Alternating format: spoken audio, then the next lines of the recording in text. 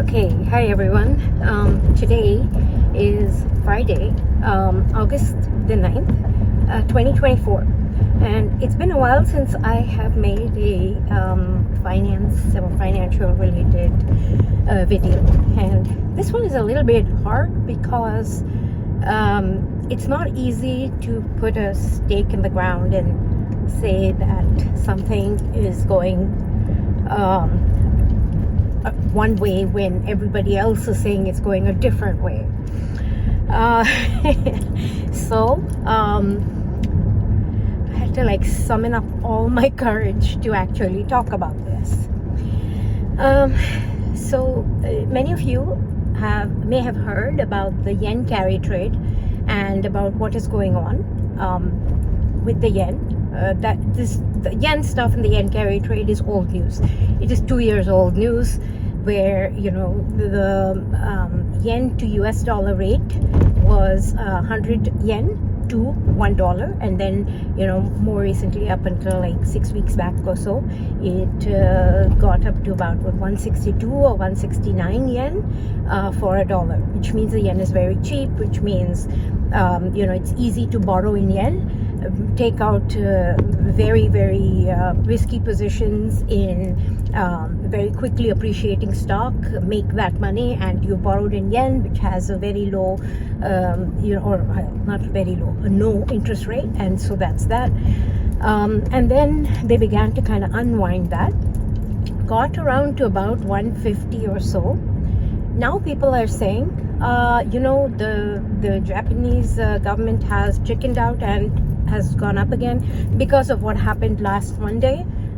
They kind of compared it to Black Monday of 1987, which I think is a joke, because what happened in 1987, for the amount of months it continued, if we think that is 1987 level, then either our tolerance has gone really bad, or the people who are saying such things really don't know what they're talking about.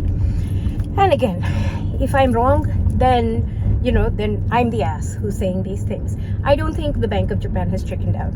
I think they're going to continue to strengthen the yen. I think the yen will continue to strengthen to about 130 to 1. Okay, so it was 100 to 1. So it's 100 yen to $1. Then it went to 162, 169, something like that, to a dollar.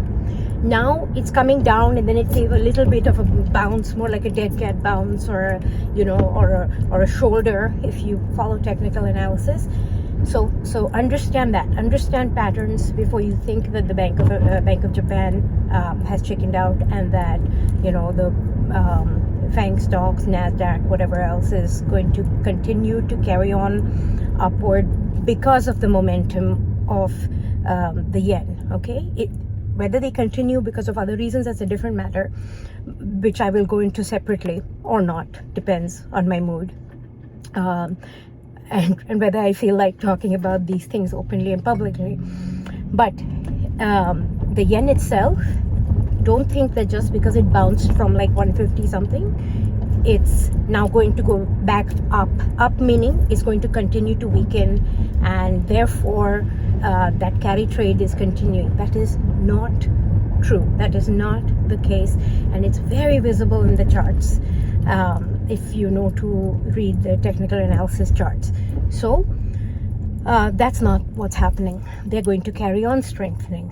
They are going to get to about 130 to a dollar. So 130 to a dollar. So 150 something to a dollar versus 130 something to a dollar, which means if you need yen sometime soon for the next 2-3 months, I would suggest acquire it before it gets to that 130 and you get fewer yen for your dollar. And again, I'm not talking in terms of speculating. I'm saying, if you're living there, if you're doing day-to-day life and day-to-day currency exchange, you need that. It's better to acquire it at where you're getting 150 something yen versus you're getting only 130 yen for every dollar you put in. That's a better deal. if you need the money to use. I'm not talking speculative, because in so many ways this whole market is broken that it's not worth speculating in unless you're like really seeing big picture. Okay, that being said, what was the other point? Oh yeah, so I think that once that 130 mark gets hit, they are strengthening. Oh, and because no prediction of mine would be complete without my going dark at some point. I think the reason that they are quote unquote strengthening the currency is they always strengthen before something bad happens, and that is what I am concerned that is going to happen in Japan. Last time this happened was in 2011. Okay, people were wondering, oh, okay, how come they get strong? Like, and they're not bothered about like the 30-year-long depression they've had and this and that. No, they were strengthening because something big was going to come. Then the tsunami and everything happened.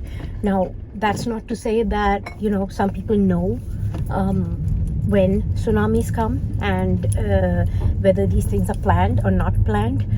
I certainly do know that there are technologies that make underwater things, big events, underwater big eruptions occur that look natural, that may or may not be. I'm no geologist, so do your own research on that. But I think people know about these things before they're going to happen, and hence why they want to strengthen to about 130. And because then at that point, that 130, I don't think the 130 will hold. Then again, it will weaken. And that's why I'm saying if you needed to buy it for like short-term use, because then beyond that, when it weakens again to 160, maybe even 190s, maybe in 200, that you can think about later. But the immediate term, this is not BoJ chickening out and going up or weakening the currency again. I don't believe that is what's going on. Okay, so that's all I have to say about this. Thank you for listening. Bye.